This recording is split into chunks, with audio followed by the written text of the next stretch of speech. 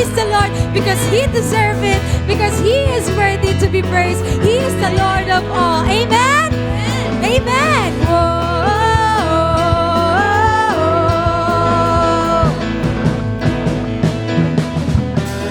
Creation shouts your name, with voices we proclaim, King Jesus, you are worthy. Your name we magnify, we sing your praise on high. King Jesus, you are worthy. Every knee will bow, every tongue shall confess that your kingdom reigns. You are Lord of all. Hallelujah, hallelujah. We lift you up, be lifted up, King Jesus, sing forever. Hallelujah, hallelujah. We lift you up, be lifted up, King Jesus, sing forevermore.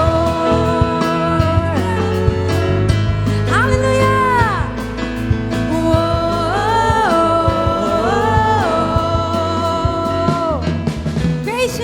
Creation shouts your name, with voices we proclaim, King Jesus, you are worthy.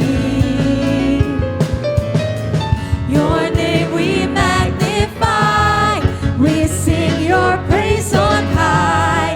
King Jesus, you are worthy. Every knee will bow, every tongue shall confess that your kingdom reigns. You are Lord of all. Hallelujah, hallelujah, hallelujah. We lift you up, be lifted up, King Jesus, sing forever. Hallelujah, hallelujah. We lift you up, be lifted up, King Jesus, sing forever. Behold, our King is seated on the throne. All praise we give, for you are Lord of all. Behold, our King is seated on the throne. All praise we give, for you are Lord of all. Lord of all. Hallelujah, hallelujah. We lift you up, be lifted up, King Jesus. Sing hallelujah, hallelujah, hallelujah. We lift you up, be lifted up, King Jesus, sing forevermore. King Jesus, sing forevermore. King Jesus, sing forevermore.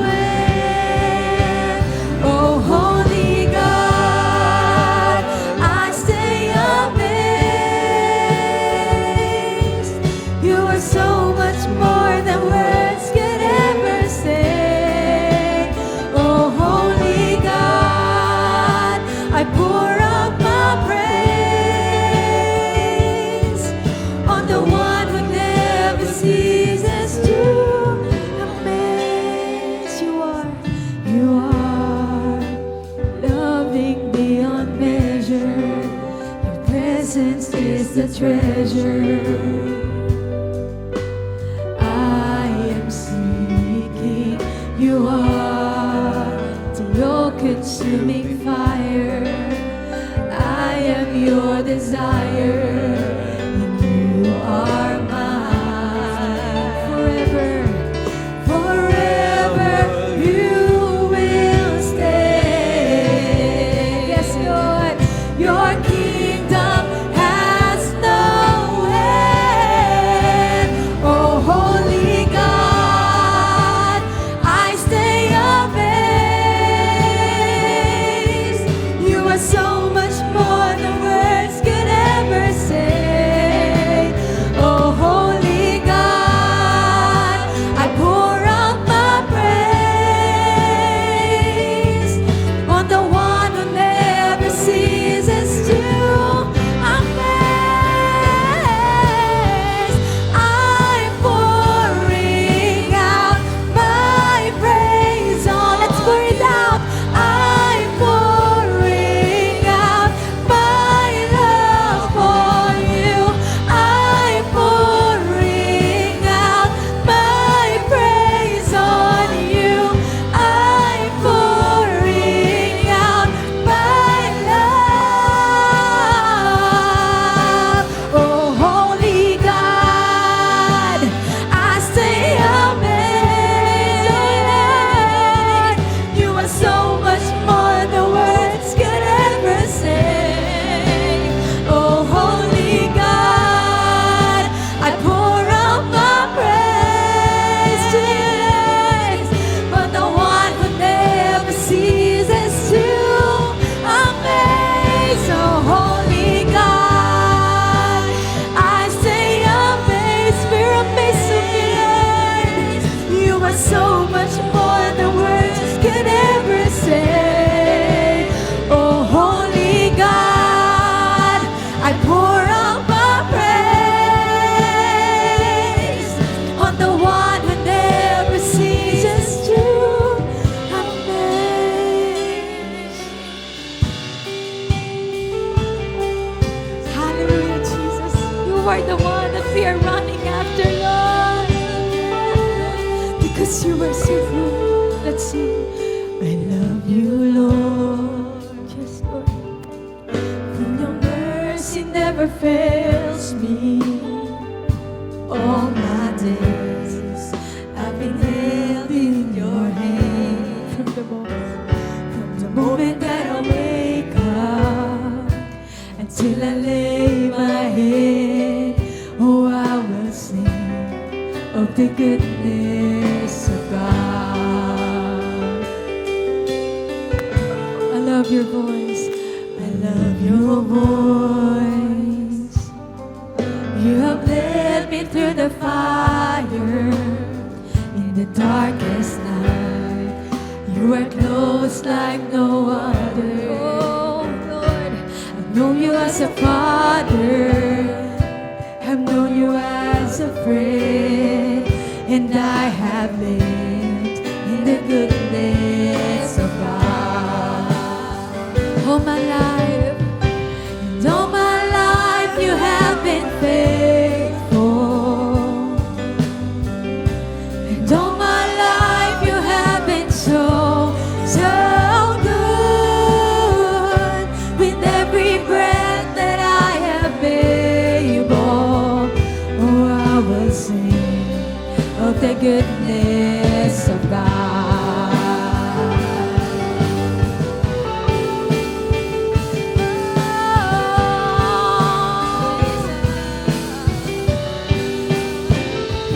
Hallelujah. Let's sing. Your goodness is running after, it's running after me. Yes, Lord. Your goodness is running after, it's running after me. With my life laid down, I'm surrendered now. I give you everything. Your goodness is running after, it's running after me. Your goodness, Lord, your goodness is running after, it's running after me. Oh, your goodness is running after,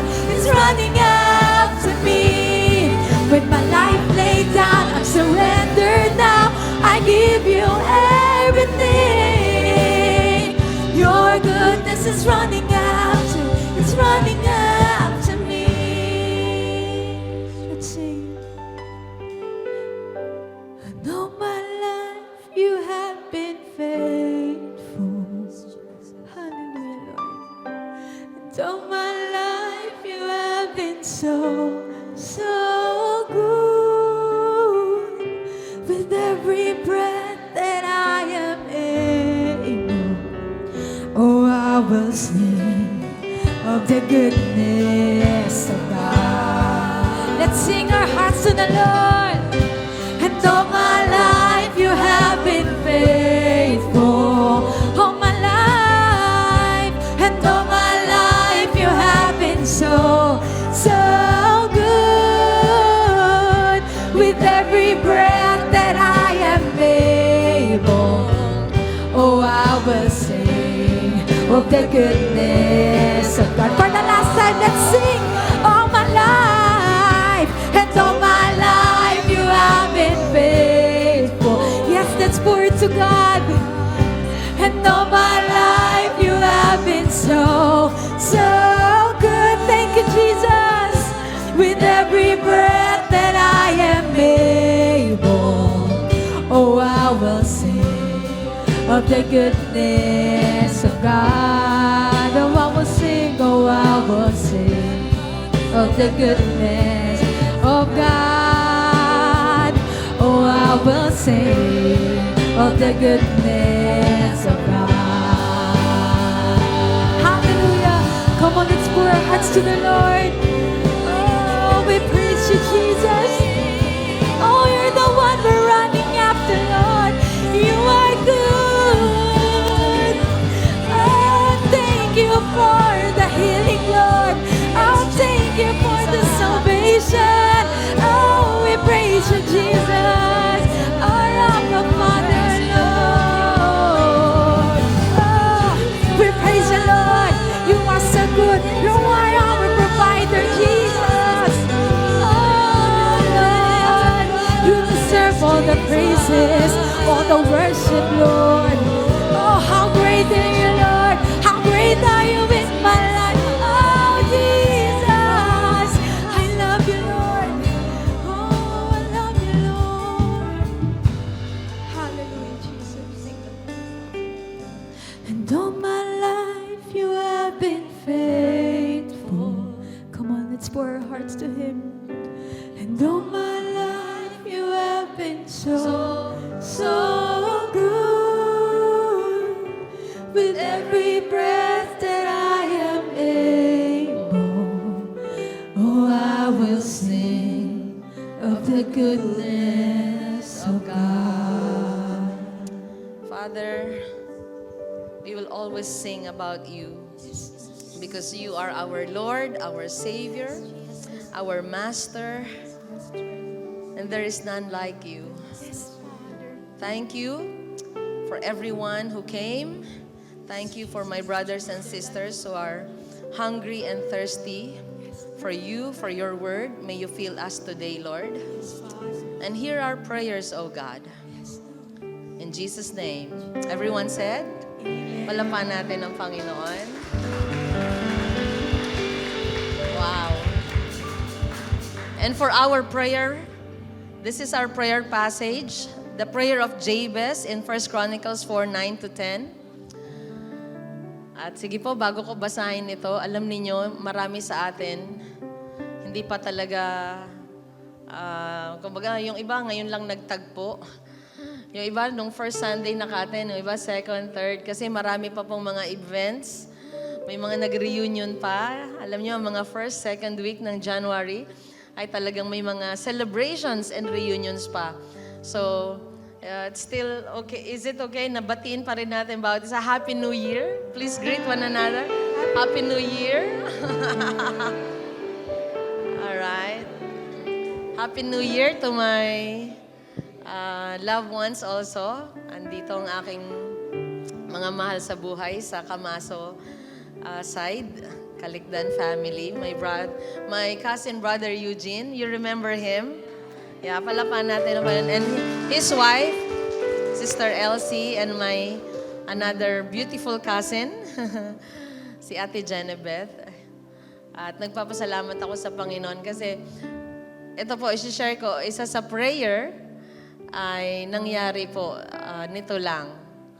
Alam niyo yung prayer na talagang sa pamilya, minsan, ang pamilya natin hindi perfect, pero mahal natin sila. At madalas, isa sa prayer po natin ay yung prayer for reconciliation.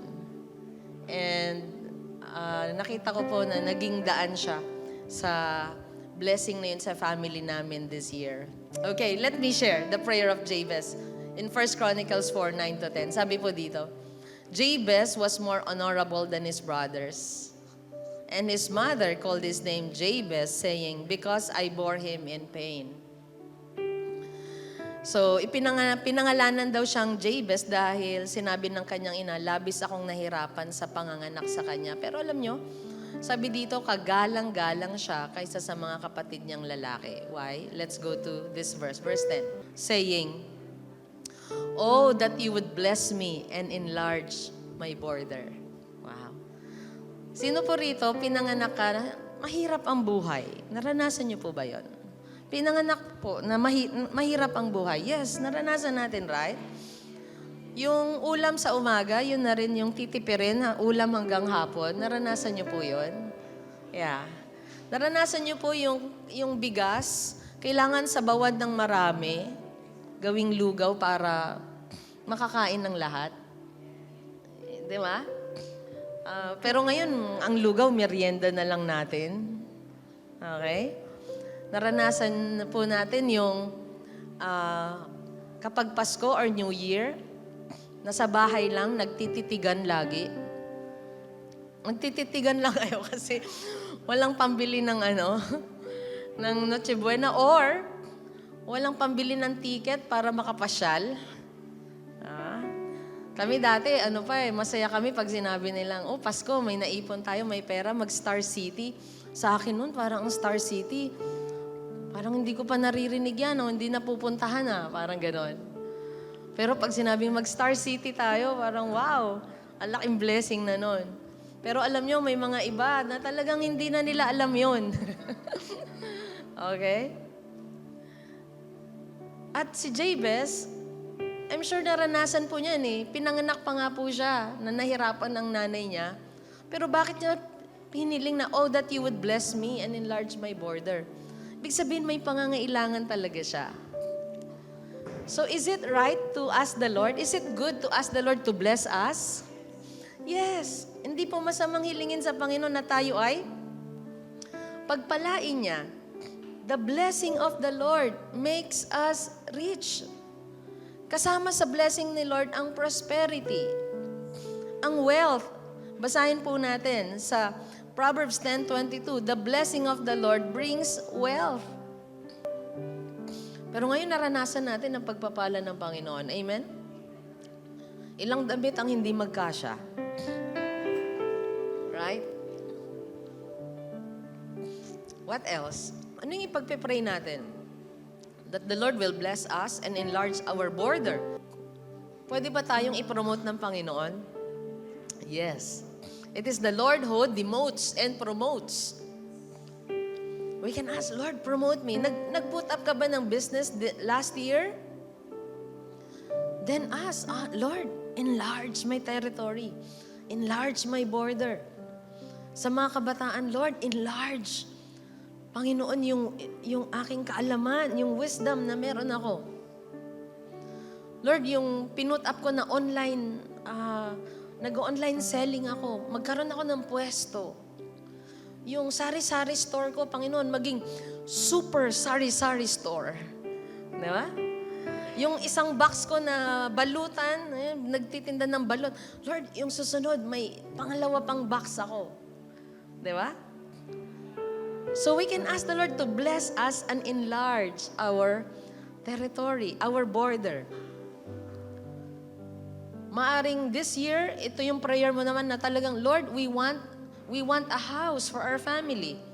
It's not bad to ask to ask the Lord to bless us. Amen po ba? You want to receive? You need to ask. Kailangan mong humiling. Kailangan mong humiling. Gusto mo ng promotion? Then, increase your skill, your value, and ask the Lord to send favor upon you. Pangalawa, and that your hand might be with me. Nakita po natin yan. Can we highlight? Go to the next slide. And that your hand might be with me. Kapag sa atin ang gabay ng Panginoon, ang direction ng Lord, nandun din ang kanyang provision. Nandun din po ang kanyang pagpapala. Si Joseph, sa ating devotion, nabasa po ba natin ito? Genesis 39, 2-4. The Lord was with Joseph and he became a successful man. Kaya po tayong pagtagumpayin ng Panginoon. Amen? Kaya sabi yung prayer of Jabez, magandang ito yung prayer natin ngayong 2025. Oh, that you would bless me and enlarge my border. Ano pa? Your hand be upon me. The Lord was with Joseph and he became a successful man and he was in the house of his Egyptian master. Now, si Joseph dito, siya ba ang may-ari? Hindi. Hindi siya may-ari, pero successful siya. Why? The Lord was with him. He was in the house of his Egyptian master. Meron siyang master dito. Pero ano sabi dito? His master saw that the Lord was with him and that the Lord caused all that he did to succeed in his hands. Sino pong nagpapala ng lahat ng ginagawa natin? Si Lord. Young people, sinong kayang magpala sa pag-aaral mo? Si Lord. Kahit na aral tayo ng aral, review tayo ng review, kung ang Panginoon hindi natin kasama, His hand is not upon us, no success. Kahit trabaho tayo ng trabaho, kayod tayo ng kayod, ipon tayo ng ipon, pero kung ang kamay ng Panginoon wala sa atin, walang success. Success comes from the Lord.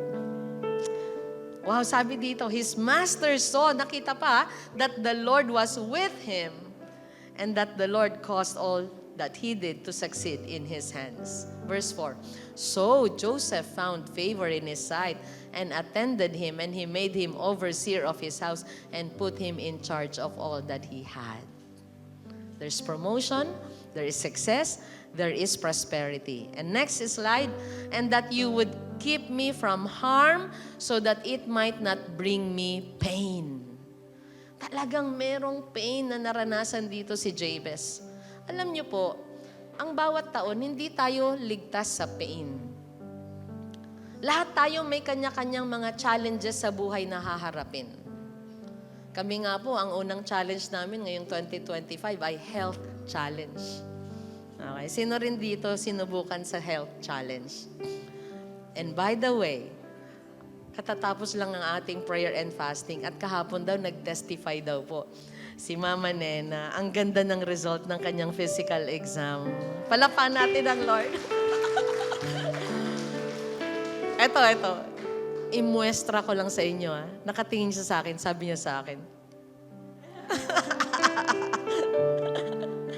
Yun po yung confidence ng, alam niyo po, tinulungan ng Panginoon. You know, the theme of our prayer and fasting is God is our help. Yun po yung face ng sinagot ng Lord. And Mami Edith, anong testimony ni Mami Edith? No cancer. Palapakan natin.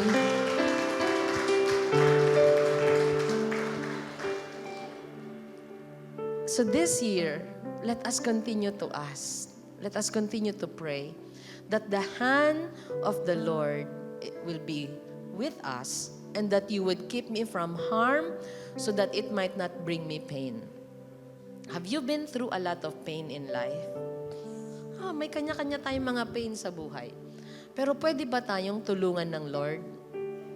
God is our help. Ang sabi dito, and God granted what He asked. Salmo 91:1-6. Gusto kong basahin itong pangakong ito ng Panginoon. Ang sino mang nananahan sa piling ng kataas-taasang Diyos na makapangyarihan, ay kakalingain niya. Magpakalinga tayo kay Lord. Masasabi niya sa Panginoon, kayo ang kumakalinga sa akin at nagtanggol. Kayo ang aking Diyos na pinagtitiwalaan.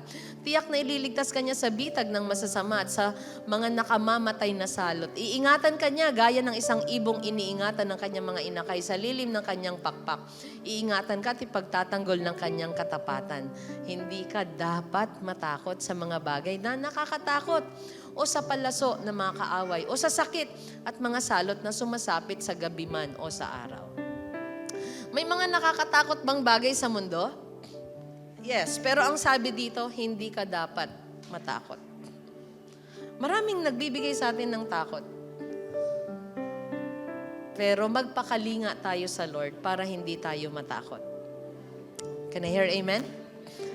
And now, let's go to the last sentence ng prayer ni Jabez. And God granted what he asked. Don't stop asking this year, 2025. Ask for God to bless you. Ask that the hand of the Lord will be with you and that He will keep you from harm. And sabi ng last sentence, would you please read it? 1, 2, 3, go. And God Granted what he asked. God will answer if we will pray, if we will ask. God will open the door if we will knock. God will listen when we talk to Him. Kausapin natin siya. Can you hear amen? Sige po, palakpakan natin ang Panginoon. Lift your hands and pray that prayer. Sige po, pray that prayer. Ask the Lord to bless you, to enlarge your territory. Samahan ka ng Panginoon. Tulungan ka. Ilayo ka sa kapahamakan. Magkaroon ng pag-aayos sa inyong pamilya. Pagpapatawaran, pag-uunawaan. Humingi ka ng kagalingan. Humingi ka ng kaliwanagan. Humingi ka ng pangunawa sa kanyang salita at mga plano na minsan mahirap maunawaan. Humingi ka ng himala. Humingi ka sa Panginoon. Sa Kanya ka magpakalinga. Kung may mga takot ka, ibuhos mo ang lahat ng laman ng puso mo sa Kanya. Oh God, thank you for listening to the prayers of my brothers and sisters. Salamat sa mga panalangin na sinagot mo, mga panalangin hindi pa nasasagot, magtitiwala kami sa inyo. Panalangin na ikaw lang ang nakakaalam, Panginoon, kung kailan magaganap ito. Your will be done in our lives, Lord. Not our will. Pero lagi kaming hihiling sa inyo ng mga mabubuting bagay para sa aming pamilya, para sa aming mga kamag-anak, mahal sa buhay, kaibigan, para sa aming bansa. Patuloy kaming hihiling, Panginoon, ng mabubuting bagay para sa bawat isa. So thank you, O God, for the peace, for the joy, the love that is flowing, Lord, sa aming mga puso mula sa inyo. And thank you sa lahat ng mga pinagaling, pinagpala mo at pinalaya mo sa anumang kalungkutan, kasalanan, lahat ay dahil sa iyo, Panginoon. Ikaw lang ang aming makapangyarihang Diyos. And we lay down all our requests and thanksgiving to you alone. In Jesus' name we pray. Everyone said, Amen. Praise God. Praise God. And again, congratulations doon sa mga nakatapos ng kanilang prayer and fasting week. Sa mga hindi naman, we have our next schedule. Okay? Again, before you sit down, tell the person next to you, Happy New Year. It's good to see you. And here's our Sister Apple to teach us how to give. All right. Happy New Year, everyone. Happy New Year, Solid Ground. And for our tithes and offering, basahin ko po ang Proverbs chapter 3, verses 33 to 35. So, NLT version po, yung gagamitin ko. Sabi dito, "The Lord curses the house of the wicked, but He blesses the home of the upright. The Lord mocks the mockers, but is gracious to the humble. The wise inherit honor, but fools are put to shame." So sabi sa verse 33, He blesses the home of the upright. What does upright means? Sabi po sa dictionary, ang upright daw po is a person or a behavior that is strictly honorable or honest. Ayan. So ipinagpapala po ng Panginoon ang mga sambahayan daw po ng mga tapat sa Kanya. So be honest. Paano po tayo magiging tapat? Saan tayo magiging tapat? Let's be honest with our dealings. Diba? Sa pagkipag-usap natin, sa ating mga businesses. Ayan, maging tapat po tayo. Kung tayo po ay nagtatrabaho, ayan, maging tapat tayo. Pagka dumating tayo ng 8 o'clock sa opisina, 8 o'clock din yung magre-reflect sa time card natin. Hindi yung wala ka pa sa opisina, naka-time in na. Di ba? Yung pala, may katrabaho doon, uy, nandyan ka na ba? I-time in mo nga ako, di ba? Tapos uuwi ka na ng 5:45, nakaligpit. Hindi na ako tatanggap ng trabaho, 5:45 na, alas 6 kasi out na ako, di ba? So maging honest tayo pag tayo nagtatrabaho. What else? Our relationships. Let's be honest. Sa mga relasyon na meron tayo, let's be faithful. Our finances. Let's be honest with our finances. Diba? Kung yung sarili na lang natin, lolokohin pa ba natin sa finances? Diba? At lalo na, wag natin lokohin ang Panginoon pagdating sa finances natin. Maging tapat tayo sa Kanya. When it comes to tithing, let's give our 10% buo at hindi nahahati. Our pledges, if we have pledged something to the Lord, let's be honest to Him. Ibigay natin to ng buong katapatan. At ano yung promise niya again? Sabi niya doon, but He blesses the home of the upright. Do we want to be blessed? Then let's be honest. And sabi sa verse 34, the Lord is gracious to the humble. Sabi naman sa NIV, He gives favor to the humble. So let's be humble. Huwag tayong maging mapagmataas. Hindi natin kailangan maging mapagmataas, lalo na sa harap ng ating Panginoon. Ipagkatiwala natin ang lahat sa Kanya. Ang pagbibigay ng tapat, diba, sa Panginoon ay halimbawa ng pagtitiwala sa Panginoon. Hindi natin kaya ang lahat. Diba? Kaya yan ng Panginoon. So let's be humble. And last, let's be wise. Sabi niya sa verse 35, wise inherit honor. So let's be wise. Do not spend too much.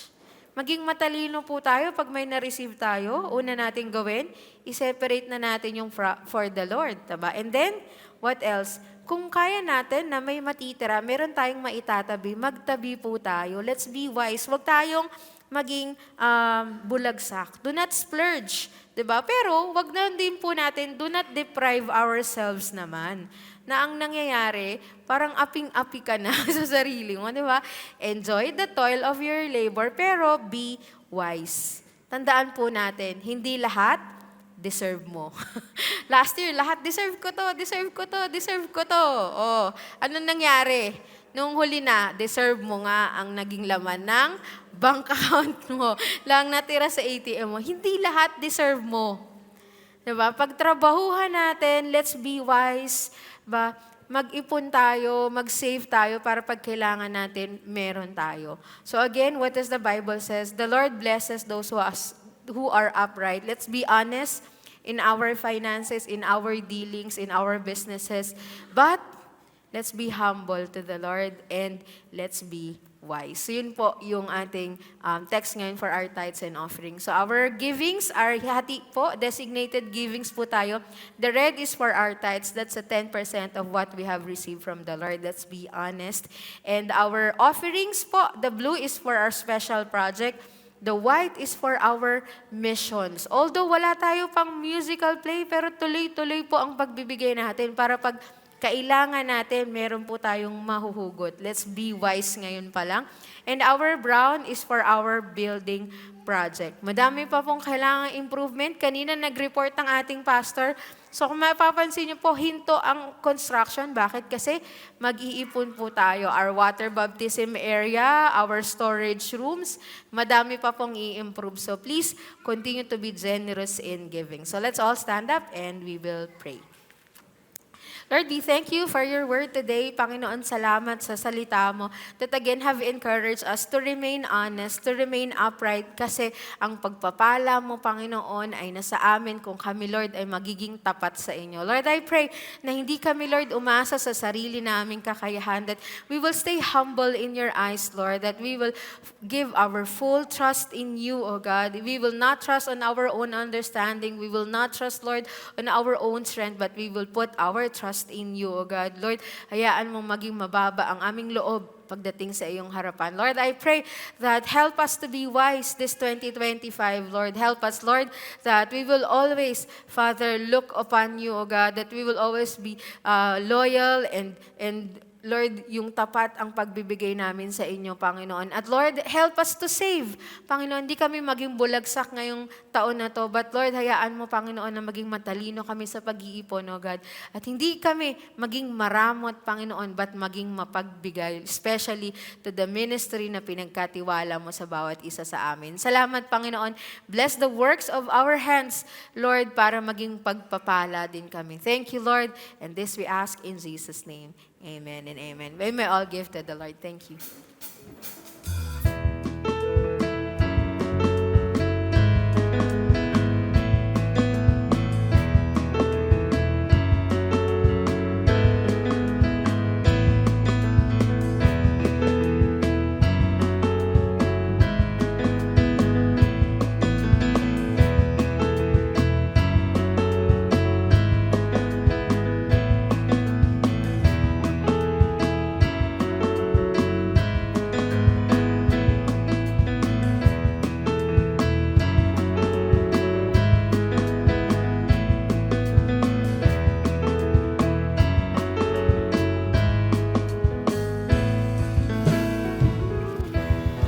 Morning, Solid Ground. Palakpakan po natin ang Panginoon. It's a wonderful Sunday and we're so thankful dahil lahat po kayo ay nag-pray din for us. 2 weeks kaming nawala. At we also wanna thank, of course, Brother Luigi for doing a great job sa kanyang pag-preach while we were away. And we went through kind of a challenging ordeal dahil alam naman po ng lahat ng parents na nandito pag ang anak nyo ay may sakit. Lalo baby, at iyak ng iyak at madaling araw na at walang tigil ang kanyang ubo. Kung ano-ano na yung pumapasok sa isip natin, no? Lord, bakit ganito? Parang gusto mo nang sabayan ng iyak. dahil ang sakit po talaga makaranas, no? Pero we praise God dahil pinagaling ni Lord si Amo. And yes, palakpakan po natin ang ating Panginoon. At kahit na po napakahirap at na-admit pa po siya sa hospital, we're just thankful na lahat po ng mga nangyari in the process ay nakita namin ang kamay ng Panginoon. And we also felt that you all were praying for us. So we thank you so much. Ako din po ay kasabay ni Amo na nagkasakit. Ngayon po, okay na kami ni Amo, si Pastora naman. So, rotation lang kami sa pamilya. Pero we know na patuloy ang paggaling, lalo na ang prayers nyo ay nariyan pa rin with us. And of course, kakatapos lang po ng ating prayer and fasting. And we're so happy to receive so many great reports, katulad nga po nung kay Nanay Nena, Tatay Rosber, and of course, kay Mami Edith. What a beautiful news na marinig. Alam niyo po yung nag-aalala kayo sa inyong health, then the doctor says, negative kayo, Mami. It's all gonna be all right. And it's because of the power of prayer. Amen? And that's why we're so thankful. Sana maka-join pa ulit tayo sa next nating prayer and fasting. So the title of my sermon today is Forever in Christ. Forever in Christ. We are continuing the series in the book of John if you remember, ang last kong preach sa inyo to is November 3 last year. We were doing the series of the Book of John. At ang huli nating diniscuss, naalala nyo ba? Ang huli nating diniscuss sa Book of John? Di na. 2024 pa yun. Last year pa yun Chris. Hindi ko na maalala yun. It was about Jesus feeding the 5,000. Remember? And so, after nun, nag-stop tayo and we're gonna continue now. But before we begin, no, I wanna share to you something. Sa company ko po, meron akong dating boss. And itong boss kong to, itago natin sa pangalang Melvin. Sorry. Audio team, I think maraming echo or feedback. Anyway, itong boss kong ito, tago natin sa pangalang Melvin. Siya ay isang US citizen. Of course, nasa US siya. He's around 60 years old. And mahilig lang siya mag-post sa Facebook about yung mga sports teams na sinusundan niya, yung football, yung basketball. At yun lang madalas naman ng kanyang social media. Noong 2024, napansin ko, napakatagal na panahon for months, ang pinapost niya every 2 weeks or every 3 weeks, yung kaibigan niyang namamatay. Like, March, may namatay siyang friend. Later on, late March, may isa na naman siyang friend namatay. And it goes on and on. Ang tagal-tagal, merong isang kamag-anak namatay. Dire-diretso. And ako, nagugulat ako, wow, ang dami niyang ino-honor, dire-diretso na namamatay sa buhay niya. And napaisip ako, darating siguro tayong lahat sa ganong point, no? And malamang baka yung iba din sa atin, nasa ganong punto na ng buhay natin. Na parang mayat-maya, meron tayong kaibigan, nung kamag-anak, na kinukuha na ni Lord. Parang loto lang Ops, oh, Lord, wag ako, ops, sila muna. Pero dumarating sa ganong point, na parang dire-diretso, merong kinukuha si Lord from us. And right now, wag natin tignan yung katabi natin muna, pero right now, hindi natin alam kung sino sa atin ang susunod. Hindi natin alam kung kasama natin ngayon in the next 5, 10, 20, or 30 years. And ayoko mang discourage ngayong umaga. Ayoko mang down ngayong umaga. But I wanna show you that life is so fleeting. That life is so fast. You know, in the past 10 years, kung mag-iisip ako, in the past 10 years, ang dami po ng mga tinitingala ko na brothers and sisters in Christ. Mga taong nagmo-model sa akin na paano maging Kristiyano, na kinuha na ng Panginoon. And pag naiisip ko yun, wow, wala na sila. And I think, minsan, darating ang point na tapos na sila at tayo na yung mga taong nagmo-model ng Christianity sa iba. Napakabilis lang po talaga ng buhay. At sa totoo lang, masarap na malaman na may pag-asa tayo in Jesus sa langit. Pero sa tingin niyo po ba, ito let me ask you, nasasanay ba tayo na mabilis ang buhay? O never tayong nasasanay na mabilis ang buhay? Ano ba ang mas realidad para sa inyo? Kasi sa akin, kahit na minsan parang ang bagal ng araw na to, alam mo yun, may mga ganong araw, ang bagal ng linggo. Pero mas madalas na hindi ako nasasanay na, January na kagad. Matatapos na ang January. 2025 na. Malaki na yung anak ko. Matanda na yung nanay ko, yung tatay ko. Ang bilis, ang bilis. Lagi nating napapansin at parang hindi tayo nasasanay na ang buhay ay napakabilis. Alam nyo ba kung bakit? Ecclesiastes 3:11. He has made everything beautiful in its time. He has also set eternity in the human heart. Yet no one can fathom what God has done from beginning to end. This is the reason kung bakit hindi tayo nasasanay sa bilis ng buhay. Because God has set eternity in our heart. Nakaprograma tayo na forever tayo mabubuhay. And that's why life here on earth ay parang napakabilis. parang sanay tayo sa buhay na walang hanggang. Pero ang katanungan dito, pine-prepare ba natin ang buhay natin? O namumuhay ba tayo knowing na eternity ang ating kapalaran? Anong klaseng buhay ang ating ginagawa araw-araw? Knowing na meron tayong eternity.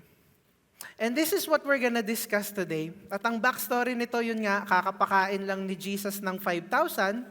Tapos, yung 5,000 naiwan dito sa dalampasigan. Okay? Yung 5,000. Tapos may nag-iisang bangka na lang. So let's just say for example, ito yung beach o yung shore. Yan yung dagat. So lahat ng 5,000 na pinakain ni Jesus nandito. Tapos yung mga disciples, kumuha sila ng bangka, yung nag-iisang bangka doon, walang bangka kahit saan ka tumingin.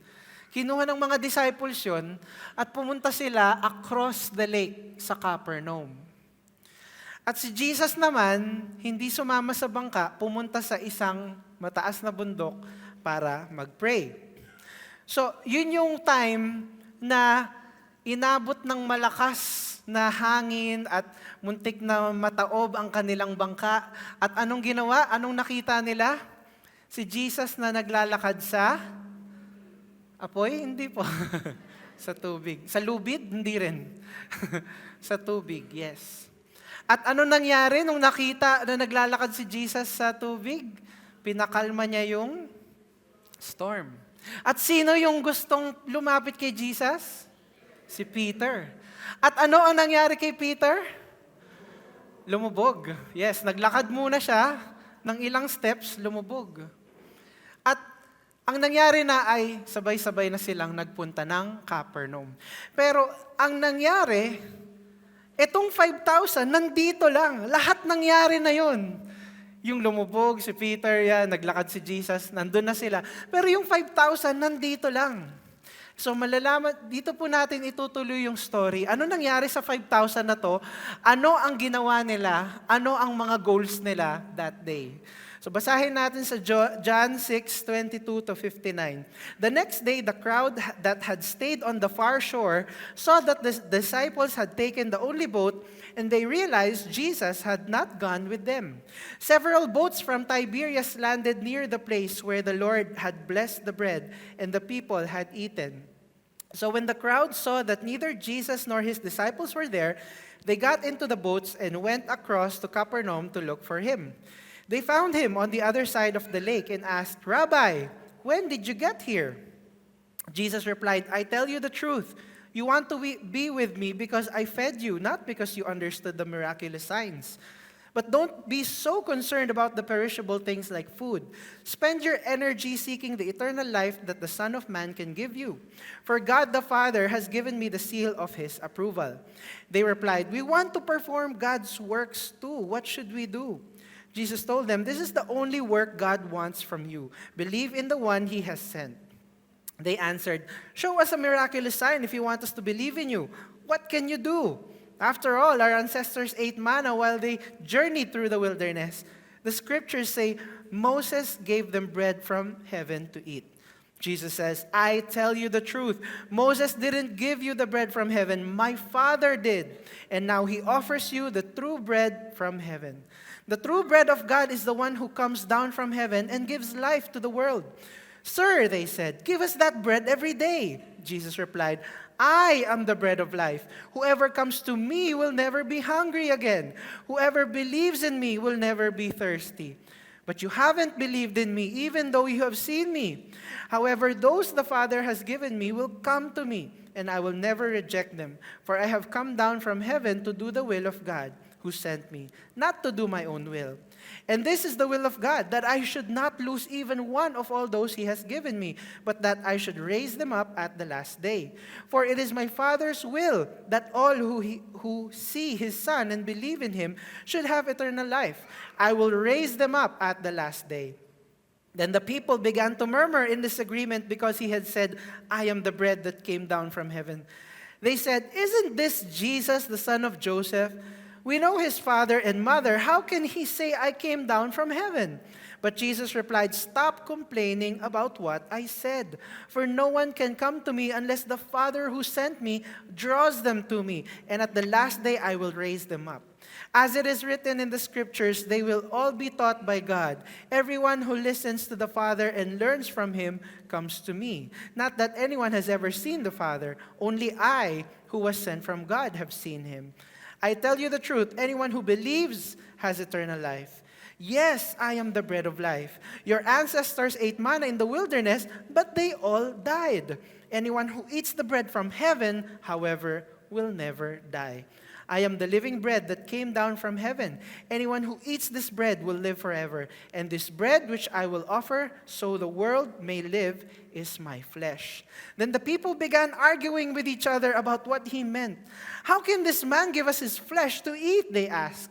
So Jesus said again, I tell you the truth, unless you eat the flesh of the Son of Man and drink his blood, you cannot have eternal life within you. But anyone who eats my flesh and drinks my blood has eternal life, and I will raise that person at the last day. For my flesh is true food, and my blood is true drink. Anyone who eats my flesh and drinks my blood remains in me, and I in him. I live because of the living Father who sent me. In the same way, anyone who feeds on me will live because of me. I am the true bread that came down from heaven. Anyone who eats this bread will not die as your ancestors did, even though they ate the manna, but will live forever. He said these things while he was teaching in the synagogue in Capernaum. Let's bow our heads and pray. Dear God, we thank you, Father, for the word we are about to study. Father, fill us with awe and wonder. Fill us with your word and fresh revelation, Jesus. Allow us, Lord, to feel the love of your words today. Father, if there's anything we have questions on, Father, if there's any burdens or worries na may dala kami, Panginoon, this morning, Father, allow us, Lord, to be answered and to be comforted by your word. And Father, allow us to focus and just love your word and understand more who you are in our lives. In Jesus' name we pray. Everybody said? Amen. Number one, to be forever in Christ, we must stop focusing on the temporary.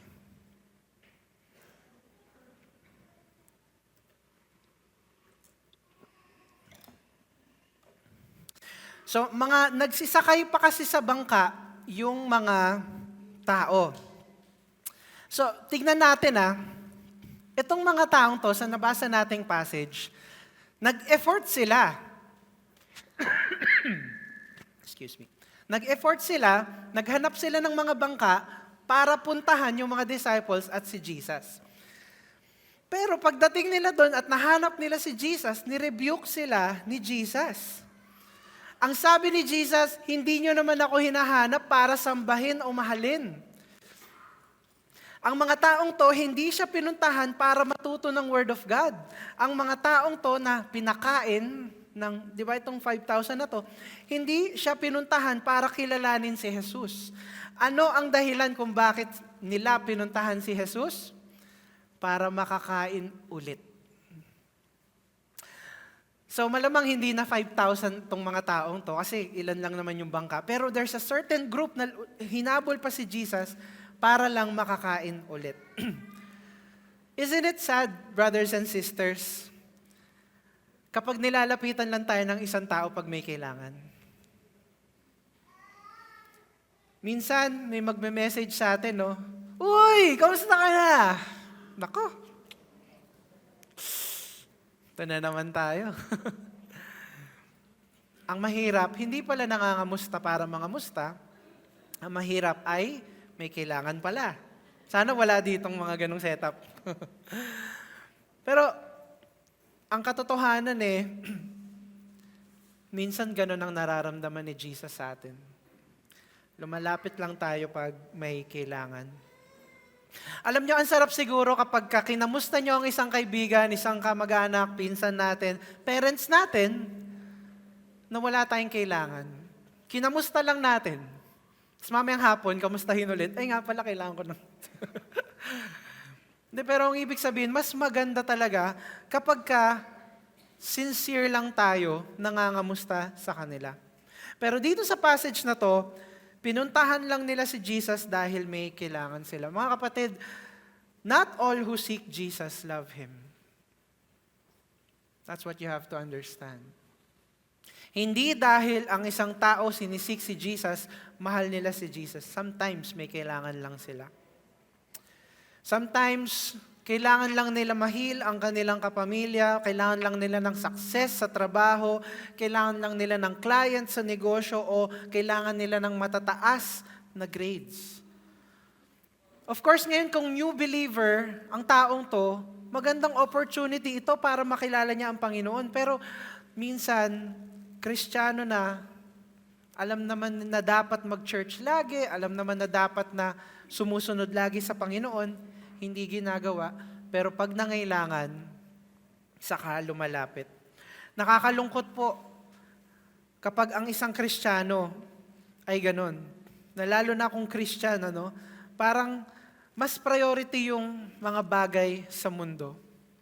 Naalala niyo yung kwento sa Bible ng rich young ruler?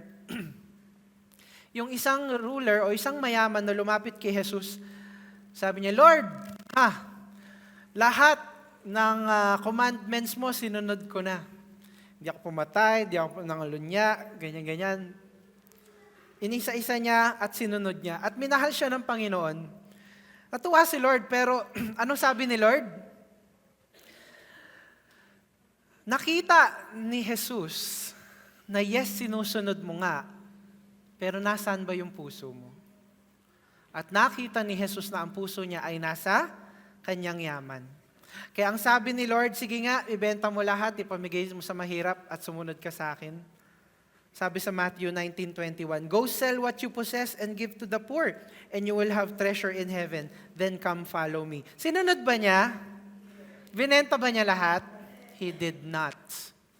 He did not. Sayang. Face-to-face ka na with Jesus and you chose the temporary things na bigay ng mundo. Right now, nasaan kaya yung rich young ruler na yon? Nasa kanya pa kaya ang kanyang mga yaman? No. And that was 2,000 years ago nang wala sa kanya. Alam niyo po, bawat isa po sa atin ay may isa o dalawang bagay na hindi natin kayang bitawan. Baka career, baka relationships, personal ambitions. Ang tanong po sa atin, kapag hiningi po ba ni Lord na bitawan natin to para sa Kanya, kaya ba natin bitawan? Kung ang sagot natin ay hindi, we need to check our hearts. Baka naman mas nangunguna ang mga bagay na yun kaysa sa Panginoon. Re-rebuke ni Jesus ang mga tao. And ang pinakamaganda na nagustuhan kong parang puso ay yung kay Paul. Kasi si Paul, ang sabi niya sa Philippians 3:8, I count everything as loss because of the surpassing worth of knowing Christ Jesus my Lord. For His sake I have suffered the loss of all things and count them as rubbish in order that I may gain Christ. Para sa kanya lahat ng bagay ay walang halaga compared sa kung ano si Jesus sa buhay niya. Sabi din ni Jesus, huwag masyadong mag-alala sa mga bagay tulad ng pagkain. Pero hindi lang po pagkain ang point niya dito, no? Success, careers, relationships, yung mga riches po, and even pleasures. Yan ang mga yan ay laging may impluensya ng kasalanan. I wanna share to you, no? Ang buhay po natin, merong dalawang mundong iniikutan. As a Christian, may dalawang realities po tayo. Una sa lahat, we have life on earth. And of course, kasabay niyan, meron din life in heaven or life with Christ. So, meron tayong Christian life, pero dahil nagtatrabaho tayo, dahil tayo ay pumapasok, andyan sa community, andyan sa secular world, meron din po tayong iniikutan na mundo. Now, ang question ko sa ating lahat ngayon, ano dito sa dalawang buhay na to, sa dalawang realidad na to, ang kayang impluensyahan ng kasalanan? Yeah, life on earth, hindi po ba? Bakit? Because our life here on earth, may punong-puno ng kasalanan dahil siguro sa simula pa lang kaila Adan at Eva, no? Pero ang point dito, wag tayo mag-build ng mga pangarap base sa life on earth. Did you understand? Let us not build our futures based on life on earth that is so temporary, so fleeting, and full of sin. Hindi po ba natin napapansin bilang isang Kristiyano, minsan ang hirap makipagsabayan sa mga kaibigan nating hindi Kristiyano? Bakit kaya mahirap? Nagka-clash po lagi yung pagiging Kristiyano natin tsaka yung mga kasama natin na nasa mundo. For example, may kaibigan kang palamura. Di ba? Parang, pag kami ganun, parang, hindi ka naman nagmumura, pero siya, palamura siya, and hindi ka easy. I mean, hindi easy sa'yo na tanggapin yun. Minsan, no? Halimbawa, may pinsan kang mabisyo. O kaya isang kamag-anak na mabisyo, o kapamilyang laging mainit ang ulo, galit lagi, huwag tumingin sa katabi. Dahil hindi... Di ba? Ang point dito, yung mga taong wala kay Lord.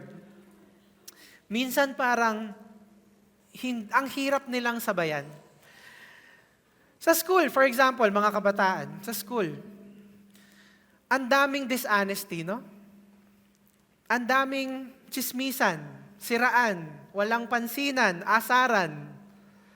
Ang daming mga kaklase natin masasakit magsalita, no? Madaming pagkawala ng respeto sa kapwa estudyante, pati teacher. Ang daming peer pressure sa school na gumawa ng masama o makisama sa paggawa ng masama.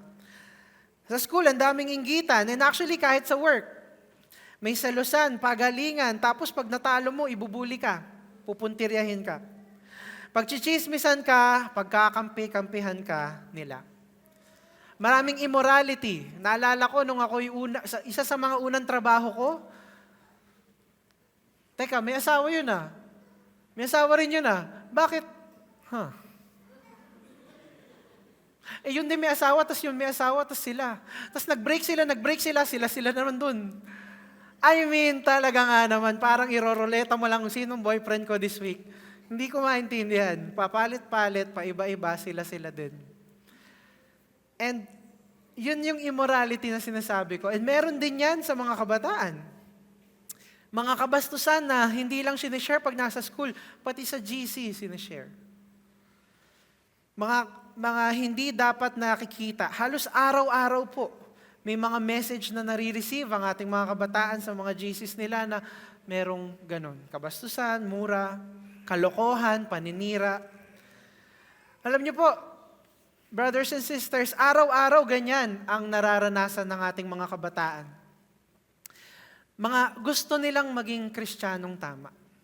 Gusto nilang gawin yung turo sa kanila ng mga magulang nila, yung turo dito sa church, na sundin ang tama, sundin si Jesus ng tama. Pero araw-araw, they are bombarded by evil, ng kasamaan at kasalanan sa kanilang kapaligiran. Alam niyo po, ito yung mga kabataan lang, mga murang ang kanilang mga edad. Gusto lang naman nilang mag-belong. Unfortunately, sadly, nakokorap po ang kanilang kalooban dahil sa kasamaan ng mundong ito. And as parents, we can only do so much kasi hindi naman natin sila mamonitor 24/7. Kaya tayo po as magulang, Christian parents, tayo as church members, Christians, we need to nourish them. We need to make them feel accepted. We need to show them and model to them how Christian life is. We need to share the word with them every time we can. At mapakita natin sa kanila na ang buhay na gusto ni Kristo para sa iyo ay hindi ganyan. Na merong maayos na paraan. Na sa mundo ng mga Kristiyano may nagmamahal sa kanila. May pumapanig sa kanila, may gumagalang sa kanila, nakikinig sa kanila, at may sumusunod, may mga taong katulad natin na sumusunod sa Diyos na dapat nilang sundin. At ayan po yung dalawang mundo na ginagalawan. Ng kabataan pa lang yan. kahit sino sa atin din, pag lumabas tayo doon, napupuno din tayo ng ganun. Buti na lang, mas mature nating nakukuha. Kaya nga po talaga, alagaan natin ang mga kabataan natin. Dahil mas naa-absorb nila yon. Kaya, paalala natin sa kanila yung sinasabi sa Romans 12:2, huwag kayong makiayon sa takbo ng mundong ito. Sa halip, magbago kayo sa pamamagitan ng pagbabago ng inyong pag-iisip. Sa gayon ay masusubok ninyo kung ano ang kalooban ng Diyos, ang mabuti, kasiyasiya at ganap na kalooban niya. At isa tong paalala sa ating lahat, na yes, may pangalawang mundo dyan, na punong-puno ng tukso, punong-puno ng kasalanan. Sadly, andun din yung success, andun din yung yaman. Napilit nating ina-associate na kunin doon. Pero kailangan nating mag-ingat, tumapak sa mundong yan habang tayo'y Kristiyano. Kailangan natin mag-ingat lumakad sa mundong yun. Unfortunately, hindi pa tayo kasama ni Lord sa langit lahat. Pero one day makakasama natin siya. Depende yan kung paano natin lakarin itong mundo na punong-puno ng kasalanan. Protektahan natin ang sarili natin, ang pamilya natin. Huwag tayong mahiya ipag-pray ang sarili nating kapamilya mismo sa bahay natin. Huwag na natin iasa, ay si pastor na lang, ay small group leader na lang. Ikaw mismo na Kristiyano, pagramdam mong kailangan ka ng pamilya mo, ibigay mo ang Kristo sa pamilya mo. Yakapin mo sila with the love of Jesus. Huwag laging galit-galit, huwag laging punuin na natin ng pagmamahal ang ating mga tahanan ng mismong Kristo na nasa puso natin. And mararamdaman ng hindi lang ng mga anak natin at mga kabataan, pati ng mga asawa natin, pati ng ating mga kasama sa bahay, na mas masaya sa mundo ng mga Kristiyano. Dahil may Jesus. Amen? Tuloy-tuloy po tayo sa kwento. Nirebuke ni Jesus ang mga tao. Hinanap niyo ako dahil pinakain ko kayo. Tapos sabi niya sa John 6:27, but don't be so concerned about perishable things like food. Spend your energy seeking the eternal life that the Son of Man can give you. For God the Father has given me the seal of His approval. And that's why to be forever in Christ, we must, number 2, set our hearts on the bread of life.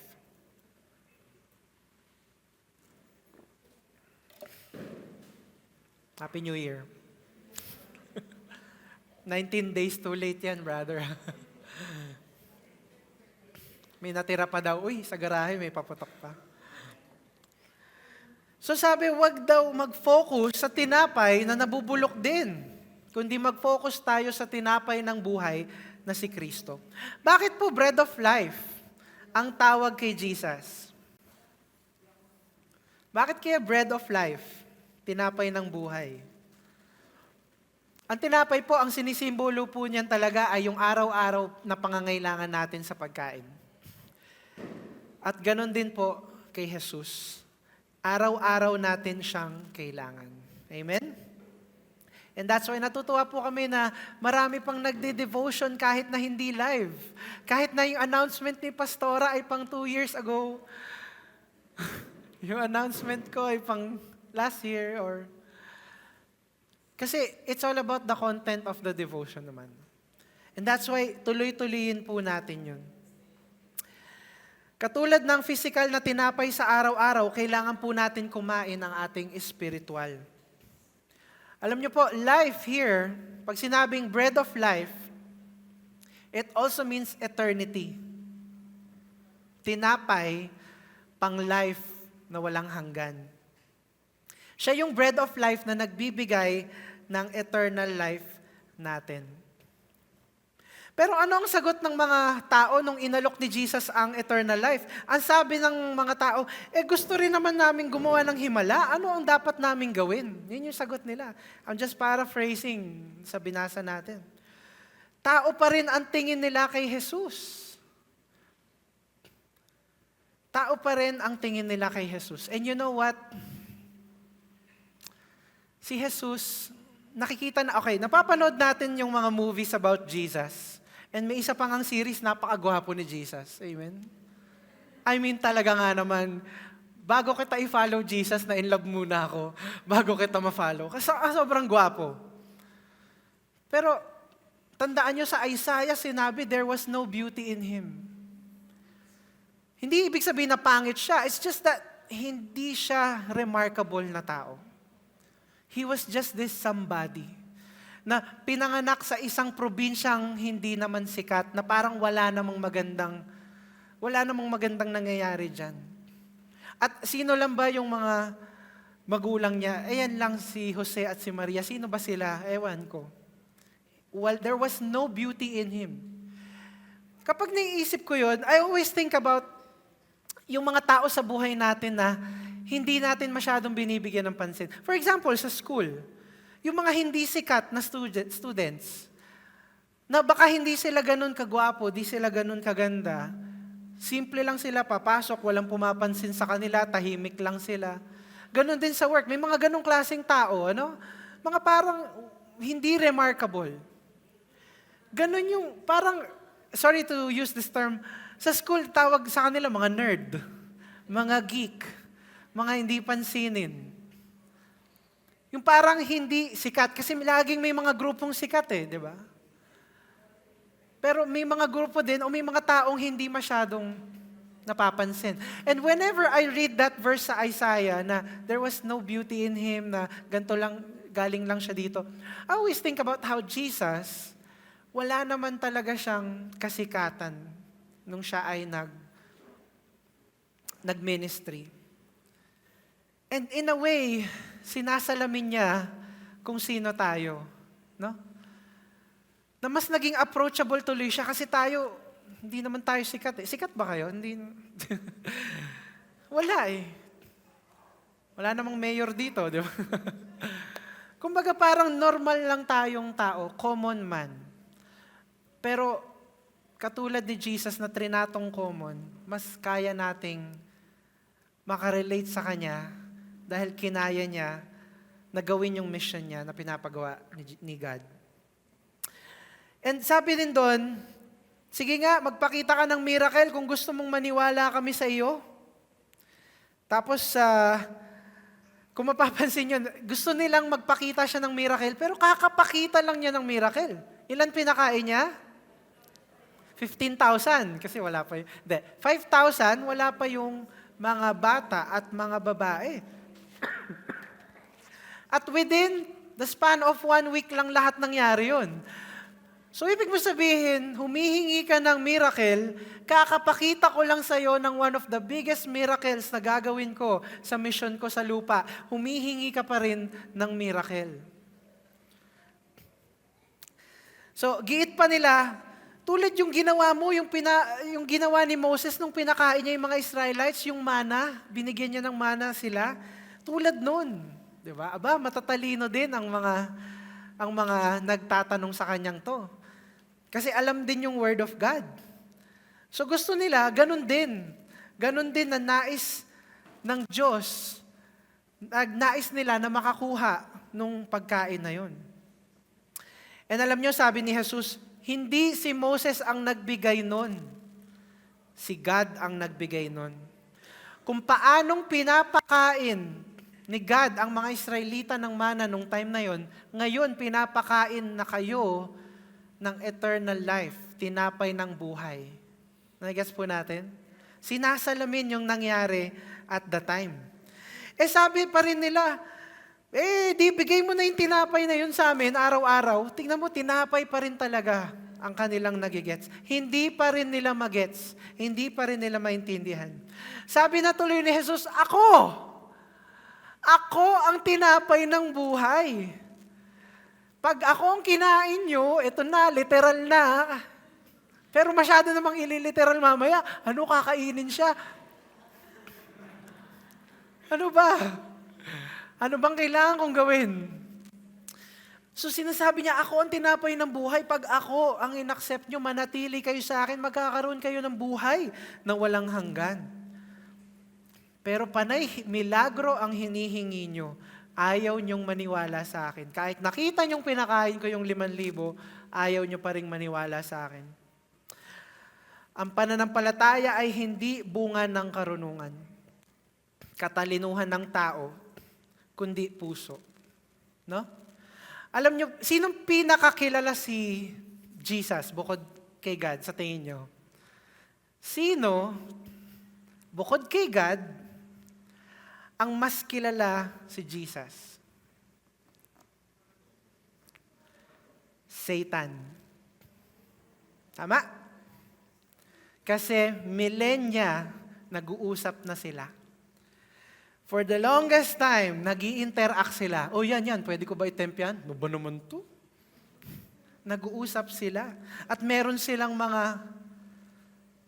Pero mahal ba ni Satan si Jesus? Mahal ba ni Satan si God? Hindi. Kaya mga kapatid, knowing God is not the same as loving God. We can do everything we can para basahin o alamin kung sino si Kristo. Pero pag yung pag-ibig, wala doon. Sayang po lahat ng inaral.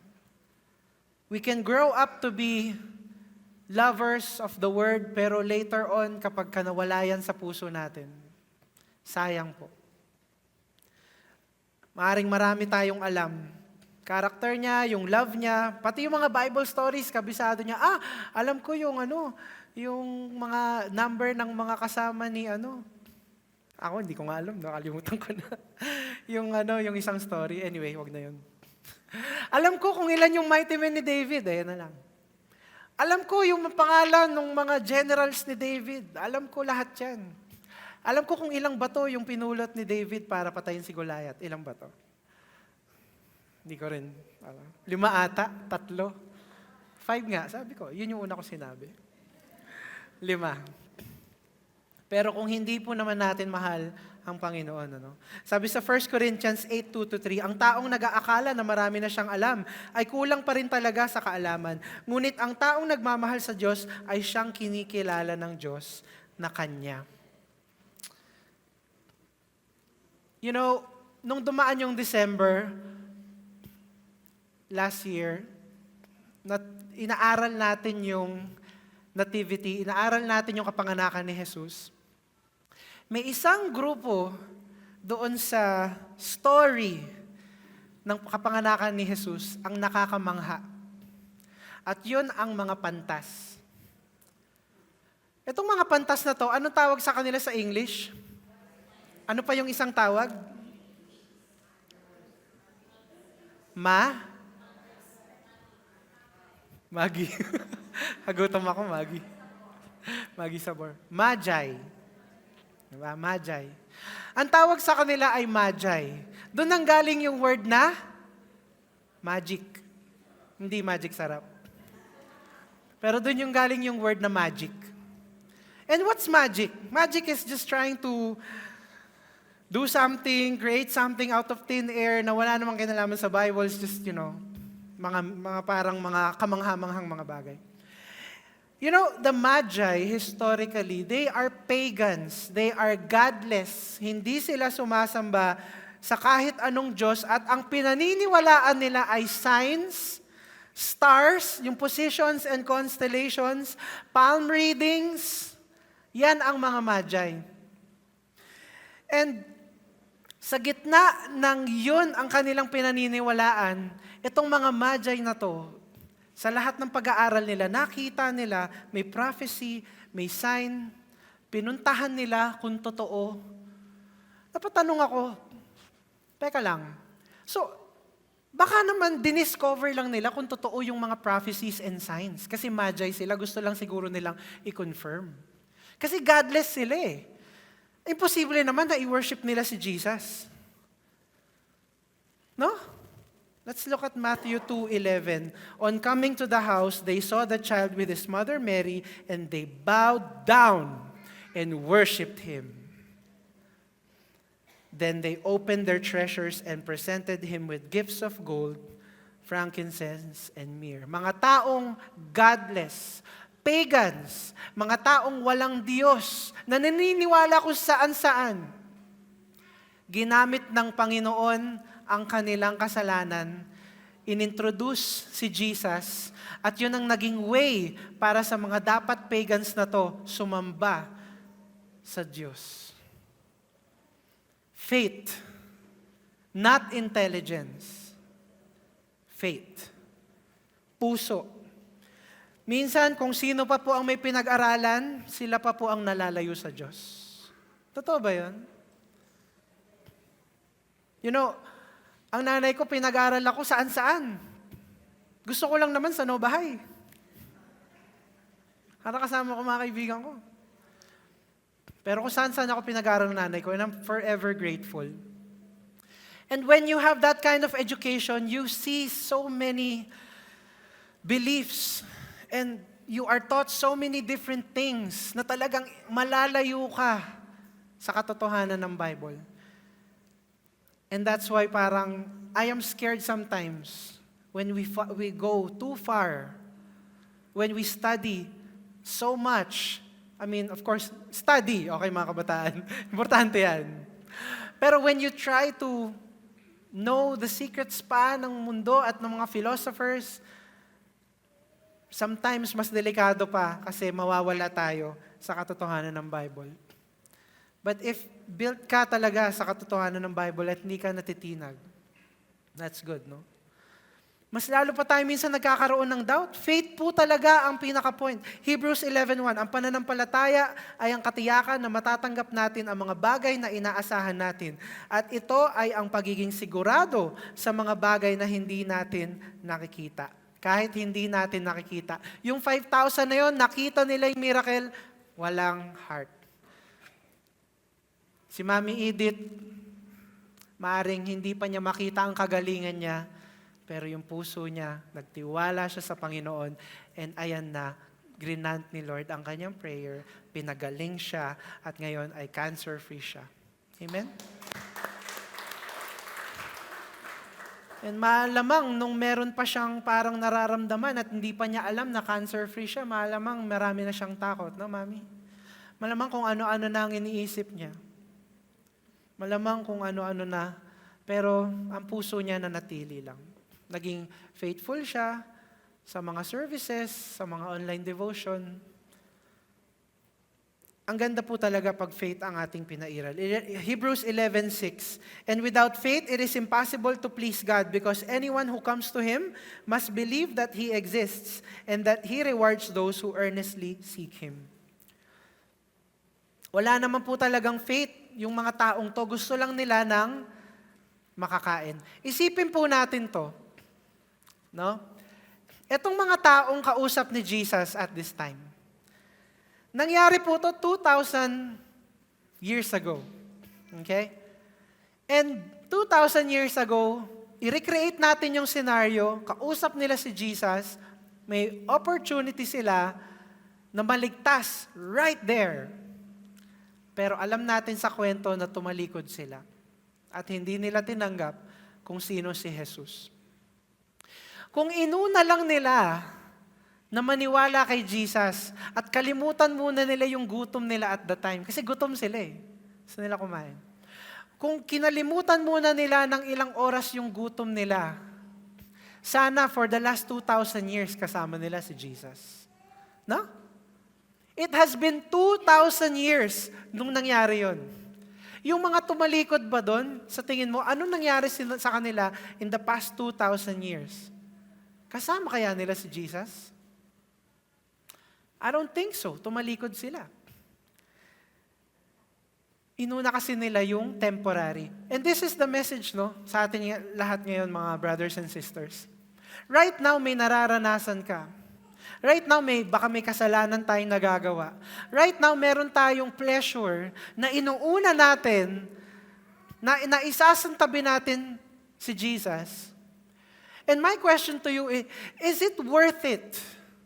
Unahin yan compared sa the next 2,000 years na kasama mo si Jesus. Is it worth it na yung a few hours or weeks or months of pleasure or kung ano man ang gusto mong ma-attain sa mundo nating makasalanan, is it worth it? Unahin yun compared sa buhay na walang hanggan. The next 2,000 years and more and more and more and more with Jesus. Is it worth it? And it is a question that we need to ponder. And if meron nga po talagang nauuna kay Jesus, let me submit to you, tanggalin na po natin yan sa buhay natin. Hebrews 12:1, kaya talikuran na natin ang kasalanang pumipigil sa atin at alisin ang anumang hadlang sa pagtakbo natin. Buong tiyaga tayong magpatuloy sa takbuhing itinakda ng Diyos para sa atin. Tiyaga po talaga siya. Mahirap po ba maging Kristiyano? Yes. Question, sa mga may asawa, anong mas madali? Mag-cheat o maging loyal? Ay, Chris. Simpleng bagay yung tanong mo. Mga lalaki, kapag may kumakalabit sa'yo, huy, sige na. Ano ba? Parang alam mo yung parang mag-yes ka na lang. Mga kapatid, mas madali gumawa ng kalokohan. Ang mahirap, maging loyal sa asawa. Ang mahirap, maging faithful sa pamilya. Ang mahirap, katulad ng ginagawa namin ni Pastora, gusto na naming matulog, pero 3 a.m. nakangiti sa amin yung baby. The sacrifices of doing the right thing is harder than anything. Anong madali? Takbuhan yung baby. Kinikwento sa amin ni Ira. No, Ira? Nakita kita kanina. Ayun. Ira, naalala mo, no, kinikwento mo sa amin nung kami ay nandun sa iyong clinic. Maraming mga nanay na pumupunta, ang babata, yung asawa tumakbo na. Yun ang madaling gawin eh. Yung lumayas. Pero, dun ba tayo sa temporary nating mararamdaman dito, sa mundong napaka-temporary? O dun tayo sa mahirap kasi kasama naman natin si Jesus sa eternity? Amen? So tuloy tayo, walang naniniwala kay Jesus. So sabi ni Jesus, pero kung sino na lang ang gustong maniwala sa akin at manatili sa akin, yun na lang ang bibiyayaan ng Diyos ng eternal life. Kaya, number 3, let's start preparing for eternity. Let's start preparing for eternity.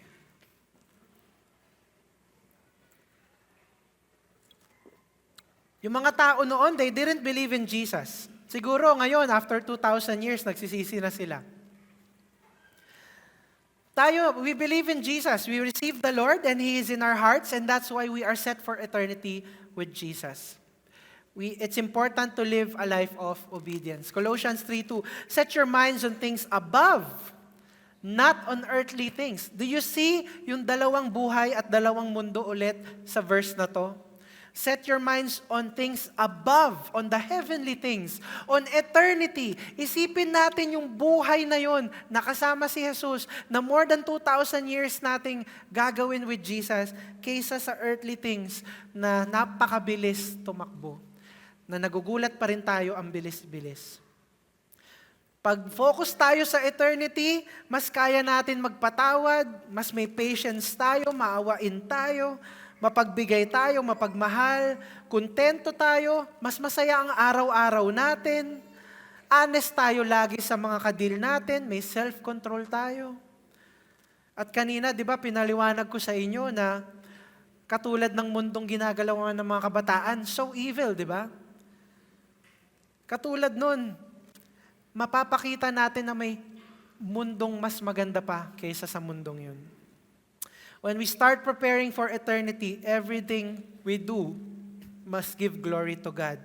1 Corinthians 10:31. So whether you eat or drink or whatever you do it all for the glory of God. May nagtanong po, okay lang ba sa Kristiyano ang uminom? Okay lang ba sa Kristiyano ang mag-vape? Okay lang ba mag-yosi? Or kahit wag na yosi, vape na lang, di ba mas okay yun? Tama ba? Okay lang ba minsan-minsan lang magsugal? Pag Pasko lang naman, New Year, pag andyan yung family, pag may reunion lang naman. Minsan-minsan lang naman, hingi naman akong tawad. Okay lang ba yon? Mga kapatid, tignan nyo yung tanong. Okay lang ba ito? Mga kapatid, sa tanong pa lang, mali na. Ang pinapakita na kagad ng tanong, ano yung mga bagay na pwede kong lakaran kahit sa boundary lang ng kasalanan at kabutihan. Alam niyo yan? Anong mga bagay ang pwede kong giliran na hindi ako nagkakasala pa? Malapit na, pero hindi ako nagkakasala pa. Pero dito lang ako para na-enjoy ko pa rin. Nakikita niyo po? Itulad natin yun sa pagmamahal ng dalawang magkairog. Wow. Tulad natin sa pagmamahalan ng dalawang mag-asawa, hindi ako nagkakasala sa'yo, hindi ako nangangalunya sa'yo. Magka-chat lang kami, lumabas lang kami, nag-dinner lang kami, wala lang yun. Dinner lang yun. Huwag ka nga mag-overthink. Kumain lang, andyan siya, andito ako, malayo naman. Dinner, gutom kami, yun lang yun. Di ba? Parang, yung asawa na ginagawan ng ganon, ang sakit ng loob, ano ba to? Ang sakit naman sa puso nito. Huwag natin gilid-giliran, mga kapatid, ang pagsunod sa Panginoon. Puso. Nasaan ang puso? Yun po yung importante. Ang sabi, dun sa binasa nating verse, whether you eat or drink or whatever you do it all for the glory of God. Yung mga gilid-gilid natin sa kasalanan, glory of God ba yan? Yung mga pagsubok-subok, tikim lang, hindi pala seng, tikim lang. Hit-hit lang, wala, hindi naman lagi. Sample lang. O kaya yung pamura ka na, tapos tinigil mo, di pamura. Enough ko. Mga kapatid, do everything for the glory of God. Sa ginagawa mo bang yan, nakikita ba ang kaluwalhatian ng Panginoon? Yan ang tanong. Yan ang dapat nating pag-focusan. Kaya nga po, puso. Amen? 3 bagay. Stop, set, and start. Kapag kami naliligaw ni Pastora, nagdadrive, laki ng manibela, ulitan natin. Pag nagdadrive kami ni Pastora, sabi niya, sigurado ka ba? Parang hindi naman ito yung daan. Sabi ni Waze di ba si Waze, saan tayo dinadaan no? Hindi, okay lang yan. Release na ng trend yan. Hindi, dito daw Pag naliligaw na, you stop, you set, and you start. Mga kapatid, if you are in a point in your life na hindi for eternity ang iyong buhay, you stop. You set, you calibrate, set the right course, set the right direction, and then you start again. Amen? And that's what we have for you today. Stop focusing on the temporary, set our hearts on the bread of life, and start preparing for eternity. To conclude, kung i-continue po yung passage na ito, makikita nyo na ang dami po talagang tumalikod. Ito po yung punto sa buhay ni Jesus na ang daming umalis sa Kanya. Mga disciples niya, hindi yung 12 mas marami pa sa 12 yung sumusunod sa Kanya. So yung mas marami pang yun, nakalahati pa yun. Lahat nagsialisan. Considering na nagpakain lang siya ng 5,000 that time. So kaya nga, ang problema, pati yung mga disciples niya, nagke-question, nagda-doubt. Na parang nagbubulong-bulungan ang sabi doon sa passage. Di ba kakalakad lang ni Jesus sa tubig? Kakalakad lang ni Peter? Kaka-experience lang nila ng miracle ni God.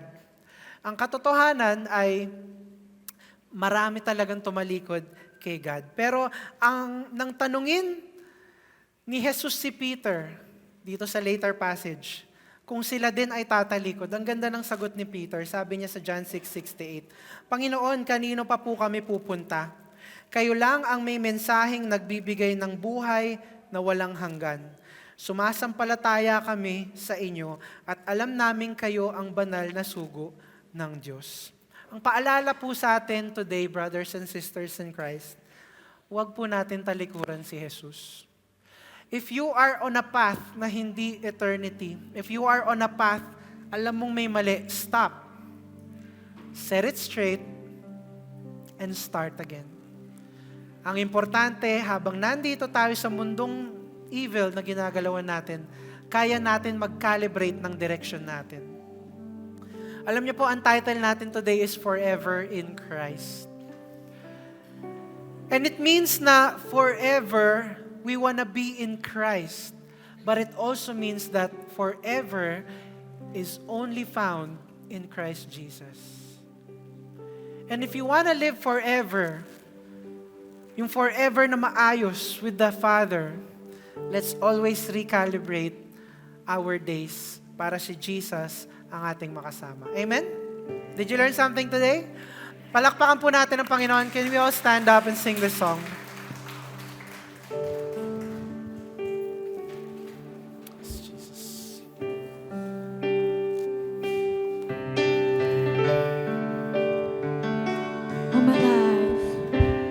All my life you have been faithful.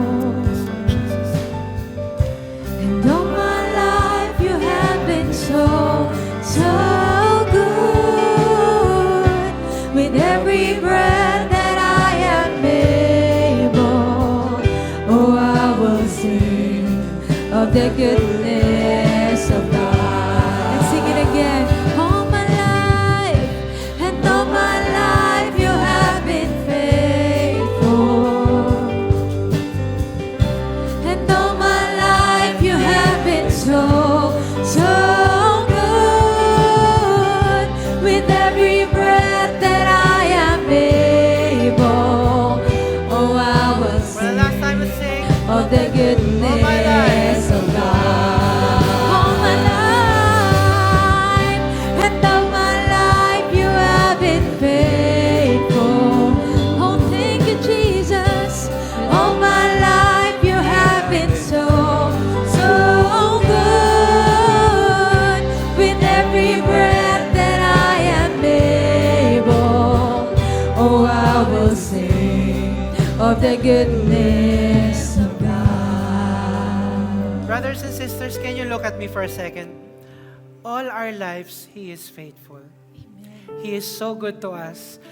You know, kami nung nag-sharing kami kahapon, ang daming mga answered prayers, but I'm sure if isa-isahin natin, there were so many answered prayers that we received for 2024. Amen? Amen. Yes, it was hard. Yes, sige, palakpakan po natin. Yes, it was hard. Yes, it was not easy. Yes, marami tayong mga scares sa health natin, sa careers natin, at kung ano-ano pa. But this is what you have to remember. God is always good. He is always good. At kung napatunayan na natin noon, mapapatunayan natin sa future pa at ilang beses pa sa lahat pa ng prayers na hindi pa man natin nababanggit sa Kanya, He will stand for us. The question is, tayo ba? Will we stand for Him? Katulad ng mga taong tumalikod sa Kanya, gagayahin ba natin sila?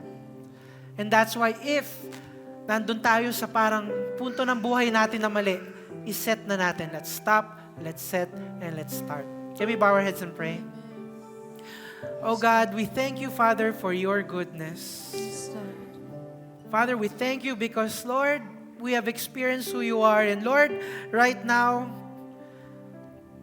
we wanna ask, Lord God, gabayan nyo kami, Lord. Some of us, Lord, mali, Lord, ang mga natahak naming direction in the past. And Father, we want to set the record straight. We want to do it correctly, Father. Help us, Jesus. Lord, meron kaming mga dapat itama sa buhay namin. And Father, we want to just stop right now, Lord. We want to set the right course and we want to start again with you, Jesus. Will you accept us, Jesus? Father, we ask that you accept us wholly, Panginoon.